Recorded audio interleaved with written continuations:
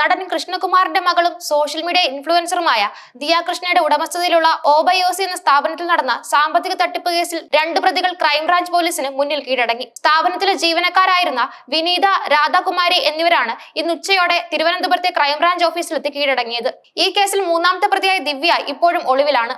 ഓബയോസി എന്ന സ്ഥാപനത്തിൽ നിന്ന് 69 ലക്ഷം രൂപയോളം തട്ടിയെടുത്തെന്നായിരുന്നു ദിയ കൃഷ്ണയുടെ പരാതി. സ്ഥാപനത്തിലെ ജീവനക്കാരായ വിനീത, ദിവ്യ, രാധാകുമാരി എന്നിവർ ചേർന്ന് സ്ഥാപനത്തിലേക്ക് എത്തേണ്ട പണം QR കോഡ് വഴി സ്വന്തം ബാങ്ക് അക്കൗണ്ടുകളിലേക്ക് മാറ്റിയെന്നാണ് ദിയ ആരോപിച്ചത്.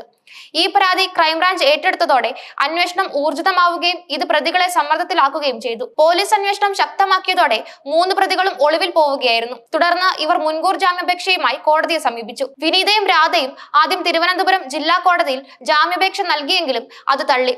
ഇതേ തുടർന്ന് ഇവർ ഹൈക്കോടതിയെ സമീപിച്ചു. ഹൈക്കോടതിയിലും ഇവർക്ക് തിരിച്ചടിയുണ്ടായി. കഴിഞ്ഞ ദിവസം കേസ് പരിഗണിച്ച ഹൈക്കോടതി പ്രതികളുടെ മുൻകൂർ ജാമ്യാപേക്ഷ തള്ളുകയായിരുന്നു. കേസിൽ പ്രതികളെ വിശദമായി ചോദ്യം ചെയ്യേണ്ടതുണ്ടെന്ന് പോലീസ് കോടതിയെ അറിയിച്ചിരുന്നു.